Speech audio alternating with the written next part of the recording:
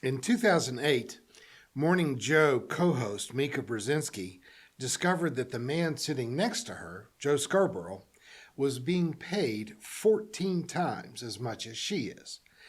He started the show, and it's named for him, so naturally he might make more.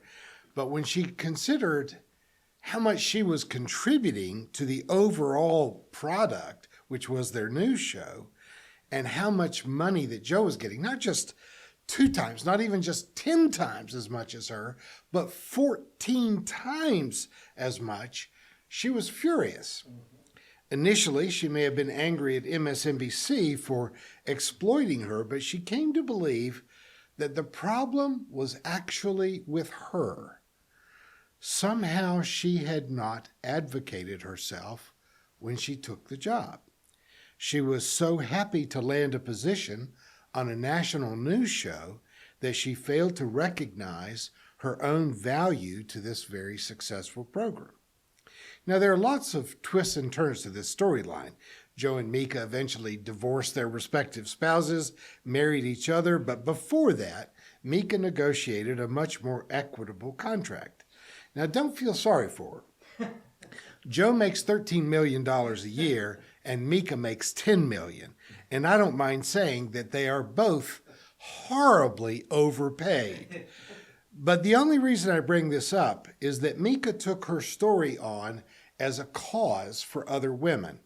She wrote the book, Know Your Value, and now she's holding annual conferences intended to encourage women to have the self-confidence and the courage to demand fair treatment in compensation and employment and in other areas. I've always been entirely sympathetic with her cause, even though I have serious reservations about having a multimillionaire blue blood spokesperson for the downtrodden women of the world. But her movement got my attention recently when it announced that this year's Know Your Value conference will take place in Abu Dhabi. Now you're talking. These conferences always feature top-notch keynote speakers, but taking a women's rights event to a predominantly Muslim country has made me inclined to forgive Mika for a lot of her high school cheerleader style of reporting the news every day. Now, Abu Dhabi is no Saudi Arabia.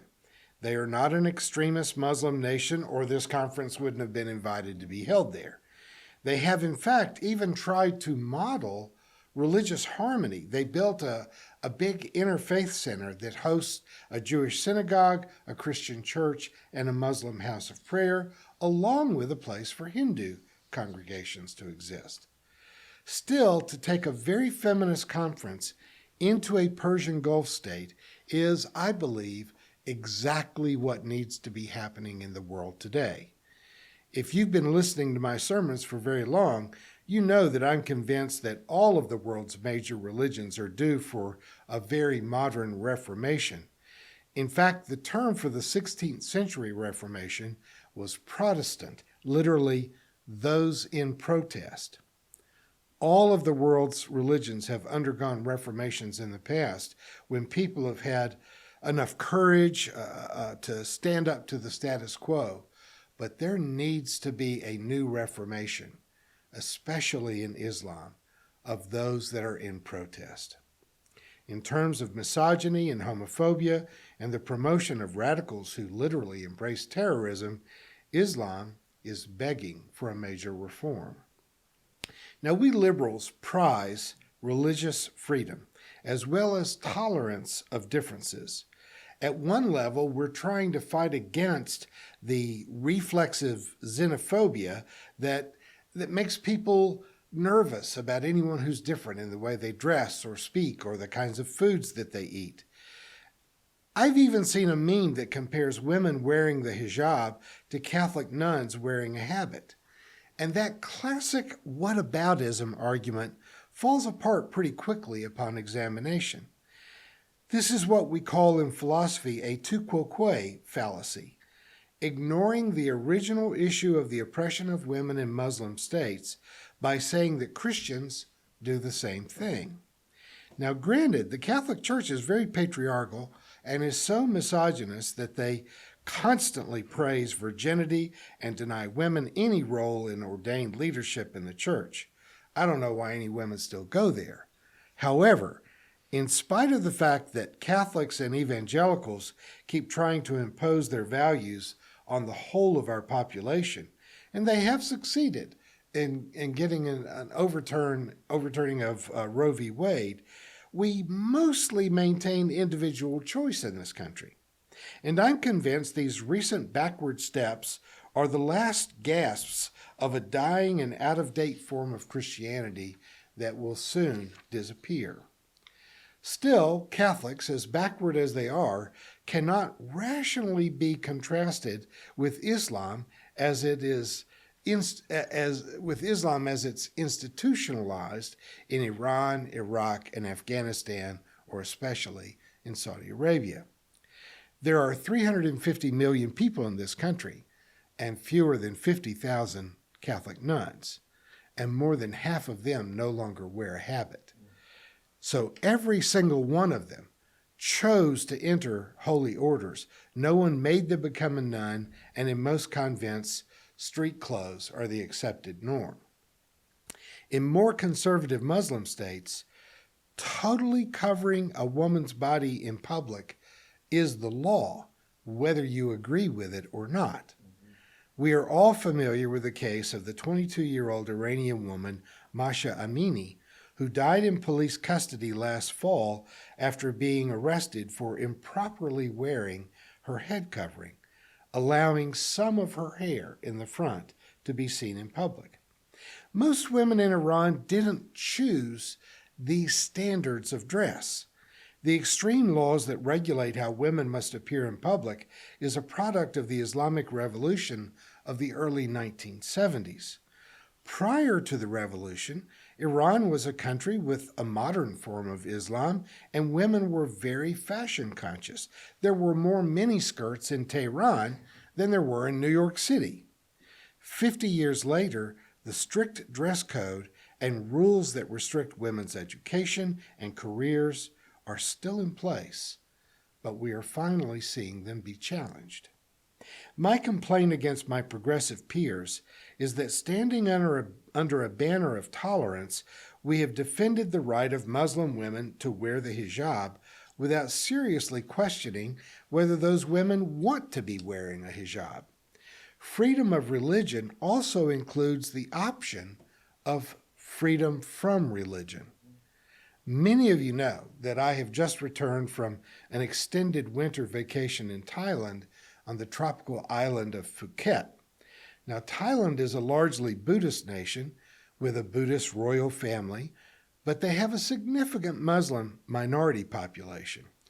And it was not difficult to spot the Muslims on the beach between the nearly naked thong bikini-clad Buddhist women and the totally hijab-covered Muslim women. But you have to wonder, even in a country that legally provides for religious diversity, do these women choose to wear a hijab in the heat and humidity of a tropical beach? Or is that a standard imposed upon them by their faith community and family? I've heard the comedian Bill Maher say several times, you can despise Donald Trump, but you can't despise all of the people that voted for Donald Trump. And my gut reaction every time I hear them say that is to say to Bill, here, hold my beer, because I think I can. But what about all the women who still go to Catholic Mass every week?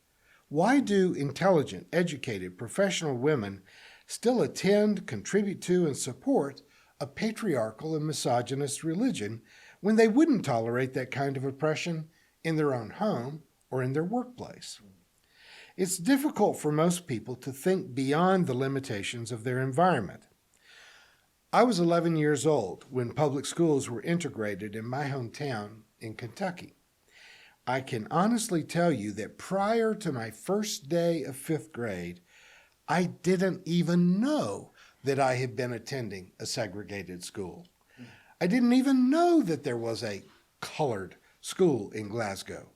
It had not occurred to me that I had not seen any of the black kids that I knew from the surrounding farms that I worked with during the summer. I never saw them in my school, but I never wondered where they went to school. Indoctrination is rarely conscious. My older brother still doesn't understand why I'm so mad at him for being a Trump supporter. And in the one conversation we had about it late in the fall of 2016, I pointed out to him that my daughter is a brown immigrant. And the couple that I always bring with me to breakfast when I meet him when I'm driving through Birmingham are both women. And yet he thinks that voting against their civil rights or voting to encourage prejudice and discrimination against my daughter is something that shouldn't bother me. I mean, I have disdain for Trump on moral grounds, but in conversation with my older brother, I made it very specific and very personal. And his reply was, we shouldn't let politics come between us. And I had to say, my daughter and the civil rights of my friends is not a matter of politics. It's a matter of ethics. And that was the last time we've talked.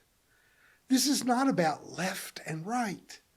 It's about right and wrong. As I've often said through the years, if you're morally opposed to same-sex marriage, don't marry someone of the same gender. That's easy. However, your religious views should have no authority over the choice of others. If your religion teaches you that abortion is a sin, don't get an abortion. The problem is when you try to legislate your religious values for everyone. And frankly, I still think it's a problem if you try to brainwash your own children into that kind of subjugation. But I recognize that's a much more complicated issue. There is misogyny and there is patriarchalism in all of the world's religions. And of the big five, Judaism, Christianity, Hinduism, Buddhism, and Islam, Islam is the youngest religion, and you might think it would be the most modern, the most progressive. But the opposite is true. The other four religions have successes and failures in their attempts at modernization, but progressives among the Islamic faith are still far too few. Now, this is anecdotal, but in some ways, it's not a surprising illustration of my point. In 2008, the 34-year-old Italian artist Pippa Bacca set out to make a statement of tolerance and trust by hitchhiking, wearing a wedding dress, across the Middle East. Her intention was to go from Istanbul to Jerusalem, but she was raped and murdered before she got out of Turkey. As you can see, her wedding dress was modest. It wasn't a hijab, but it was modest. And I know all too well that women are raped and sometimes murdered by strangers in Europe or in the United States. It's just that Pippa's death was somehow more predictable. It isn't universal, but there is a mentality among Muslim men that insists that women are supposed to keep them from becoming sexually aroused. And if you show too much of your face or your hair, or if you travel unaccompanied by a man, that you are basically asking for whatever happens to you. And that, I submit, is not a matter of religion. That is a matter of ethics. It isn't about being right or left on the political or the religious spectrum. It is about right and wrong. I love the song by the Haymarket Squares that says, "These are not opinions. I am right and you are wrong." The chorus repeats, "Who the hell are you to deny your fellow man his human rights? Nobody says you have to agree, but you do have to let others be free." A saying that was common among Christian reformers of the 19th century was, "In essentials, unity; in non-essentials, liberty; in all things, charity." Now, we don't often agree on the line between essentials and non-essentials, but whatever else we may debate, individual freedom is a line you cannot cross. This is about right and wrong. Your religion cannot dictate the sexual orientation of others. Your beliefs cannot take civil or reproductive rights away from women, not as a government and not as a family. If it isn't obvious, there is no such thing as an honor killing. Just last month, the popular YouTuber, 22-year-old Tiba Albi, was strangled to death by her own father because he deemed her YouTube videos to be an embarrassment to her family. What could be more dishonorable than killing a member of your own family because they refuse to be bound by your religious beliefs? Any religion that makes such horrible crimes normal in any way has to change. And I've just learned this week about a retaliation being taken against the rebellion in Iran, in which someone is poisoning hundreds of schoolgirls just for being at school. Now, here in Springfield, we have an audiology professor at MSU. It's very active in the Muslim House of Prayer that we have here in town, and she frequently speaks in religious events defending the legitimacy of Islamic beliefs. And I've attended some of her talks, but what I find just impossible to swallow is that she'll try to defend, like the Muslim tradition of inheritance, that a woman only gets a half of what a son gets. And she says, well, of course, men have to support a family, as if there are no Muslim single mothers trying to raise their children.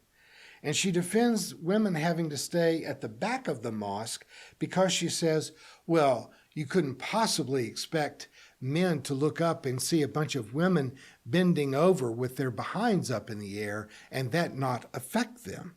As if a woman fully covered in that position would drive a man into some kind of mating frenzy. I certainly respect any woman's decision to be modest in her apparel, if that's her choice. But to suggest that a woman bending over or not covering her hair is a provocation to men, it's obvious, isn't it, that the shoe is on the wrong foot. Men need to choose not to be rapists. That's not a difficult thing to see. Martin Luther King Jr. often repeated the injunction that people should stand up straight because no one can ride on your back if you don't bend over. Whenever men and women straighten their backs up, they are going somewhere because a man can't ride your back unless it's bent. Now, I don't want to blame the victims here, but the only way that these regimes can continue to oppress women in this way is if most of them complacently go along with it. You cannot stand idly by and expect the oppressors to suddenly see the error of their ways and become liberators. In December, Time magazine chose to honor the women of Iran as their Heroes of the Year, because in the wake of the death of Mahsa Amini, many Iranian women just started to refuse the restrictions of the morality police. The government's violent crackdown was anticipated, but even though more than 400 protesters have been killed in the 6 months since the riots started, or the demonstrations started, thousands of others have been jailed. These public acts of defiance continue as the women of Iran begin to stand up for themselves. Their protest chants are commonly just 3 words: woman, life, freedom. But sometimes it's more revolutionary, as some have been heard to call out death to the dictator. The government response has been stuttering since their initial violent crackdown only gave evidence to the validity of the women's protest. They don't know what to do, but it is my hope that this movement for freedom and equality will spell the downfall of the patriarchy in Iran and in neighboring Iraq and Afghanistan. History is littered with examples of similar abuses within other world religions, but now the preponderance of evidence of how irrelevant and anti-human that religion can be is most easily seen in conservative Muslim nations. Islam is not more inherently evil than is Christianity or Judaism. There are ways of being a spiritually healthy Muslim, as is being seen in many places where Muslims live peacefully with those who either practice another religion or no religion at all. Either Islam will modernize, or it will die the same death of irrelevance that we are seeing in other countries where the predominant faith could not let go of values that might have made sense in a previous millennia, but which are life-destroying in our time. I would remind all churches and all religions that the real essence of Darwin's articulation of evolution was not what we often say when we say that it was survival of the fittest, because that's not really it. Species were not selected by being the strongest or the fastest or the most suited with fang and venom to beat out competing species. Evolution is rooted in the survival of those that are most adaptable, that can adapt to changing environments. And the same is going to be true of religious faith. The religions that will survive are the ones that will evolve, adapting their beliefs and their practices to our current set of circumstances. Any religion that is more wedded to the past than they are to the future is destined to take its place among other dead religions that are remembered now only in superhero movies and in ancient myths. There is no First Church of Odin here in town. There is no congregation of Zeus worshipers. And if they don't adapt, Islam, as well as evangelical and Catholic Christians, will soon be taking a place on the pew between Odin and Zeus. I may not live long enough to see it, but that doesn't mean that I'm not right. Thank you for watching our videos. We are entirely dependent on the donations of our listeners and members.